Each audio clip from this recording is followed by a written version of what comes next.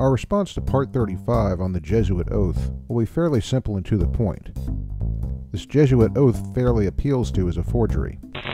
That's right, there's no need for Fairley to be disturbed or distressed by this thing, except to the extent that it's misinformation and he's fallen for it like a ton of bricks. It's not a genuine Jesuit oath, and you won't find it reported as such in any reputable source. Fairley himself doesn't say anything about what follows, but to cover this issue fully, let me deal with a few claims about how this oath is supposedly for real. Some websites will say something like this.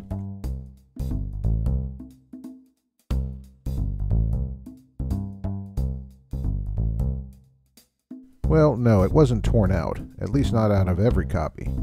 I'm sure some people may have torn the pages from some copies for their own reasons, but you can't get every copy of the Congressional Record to do that, and you can't tear it out of an online copy, which we're showing you pictures of here. The first thing is that this isn't listed as a Jesuit oath, it's listed as an oath for the Knights of Columbus. Second, it just doesn't match what Fairley gives us as the Jesuit oath, though to be fair, it's pretty strong stuff in its own right. I'll post the pictures on a website linked in the vid description so you can see for yourself. Finally, there's a context that causes a problem. The reason this appears in the Congressional Record is because a Catholic congressional candidate, Eugene Bonnewell, was recording his dissatisfaction over a local newspaper in his area having printed the oath in August 1912. He calls it a forgery and religious slander. His opponent for the race, who won the election, says that he doesn't think it's real either. I'll append some links by people who did the same research I did. One other source that's sometimes mentioned in this context is this one, Subterranean Rome by Charles Didier. But there's problems with it as a source too. For one thing, Didier was a professional travel writer of his day, most famous for a walking tour of Italy. For another, if we check his book in the online catalog of the Library of Congress, well, you can see it's classified as fiction. You may as well take Dan Brown's Da Vinci Code as real history. That leaves just one quote for us to check from this part. Fairley takes this quote to indicate demonic possession for those who follow Ignatius's exercises.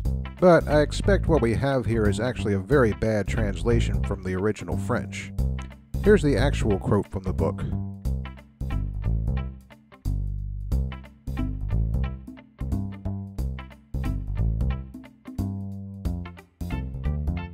As you can see, it has nothing to do with demons, and the spirit of the text is quite different from that distorted quote used by Fairley. Of course, that's no doubt because he used that quote second or third hand, rather than reading the original book for himself. This one gets rated empty.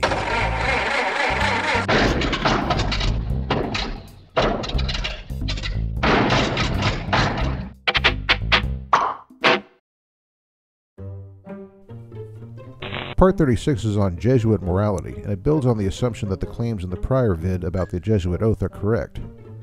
In those terms, it's more an analysis than a set of fact claims. But as we've seen, it's analyzing a ghost, so we have only a few fact checks to do.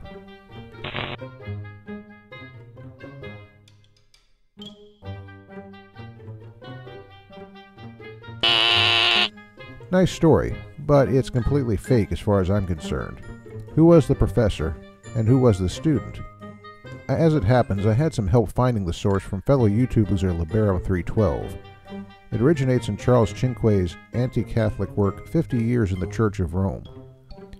Cinque isn't exactly what you call a reliable source. He was an ex-Catholic priest with a bone to pick, and he also had wacky ideas like that Abraham Lincoln was assassinated by the Jesuits.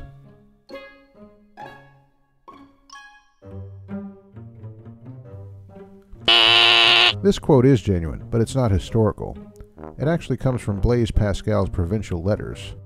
So it's not a real Jesuit being quoted, but a character invented by Pascal. Second, we might want to consider the circumstances under which Pascal wrote this work, as reported by the Stanford Encyclopedia of Philosophy, which I've summed up with these points.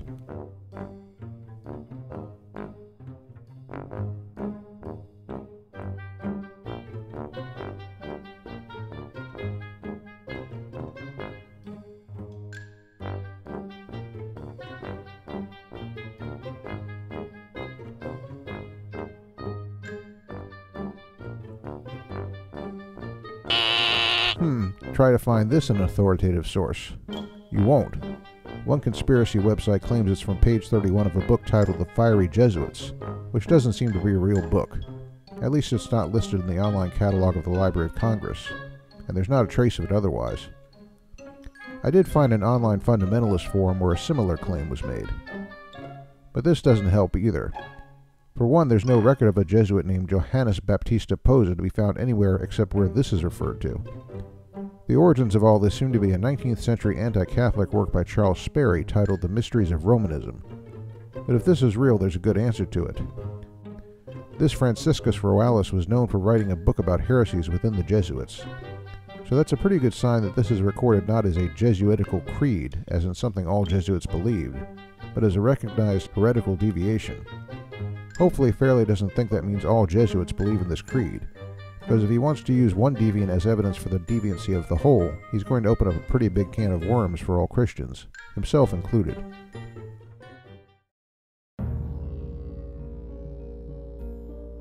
The portions on Jesuits and astrology require a little detective work.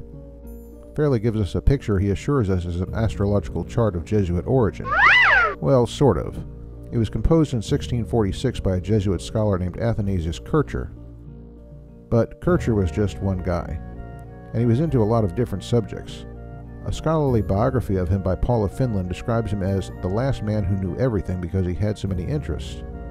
And another scholarly website by Fairfield University calls him the master of 100 arts. So, two things. First of all, since this is just one guy, it doesn't prove, as Fairley says, that the Jesuits were masters of astrology.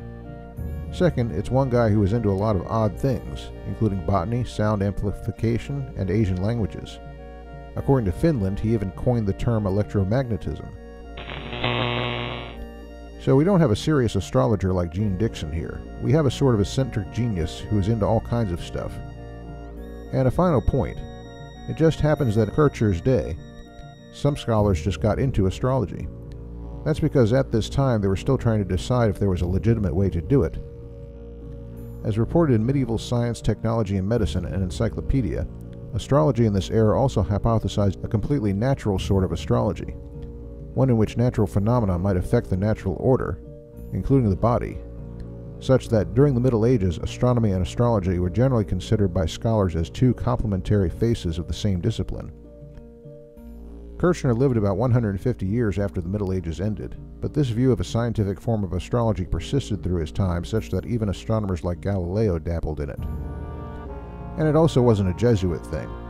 Even some Protestant reformers like Melcanthan were into astrology.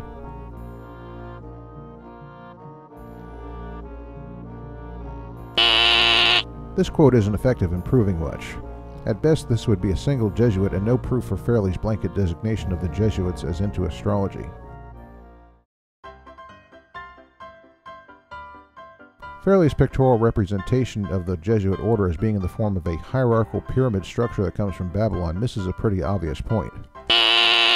Many organizations are hierarchical, and you can make a pyramid out of those easily too.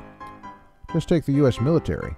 At the top we have the commander-in-chief, then generals, then colonels, and so on until the bottom, where we have enlisted men. Is this a sign of Babylonian influence? Or is it just a simple fact that hierarchy, and by extension a pyramid formation, are the natural and expected shapes for an organization? The same could be said of Fairley's depiction of degrees of knowledge and training within the Jesuits. Any organization will have progressive degrees of training and knowledge. That's not Babylonian practice, that's just common sense. That said, Fairley will need a lot more than a screenshot of a graphic to prove that the Jesuit system is in any way involved in esoteric practices or mysteries. As we've seen, he hasn't done very well providing accurate reports about things like their oaths and constitutions. So you'll pardon me if I have some doubts about secret Catholic Church mysteries. He's going to need a lot more evidence to convince anyone not already convinced there's a conspiracy afoot. This vid gets an empty rating.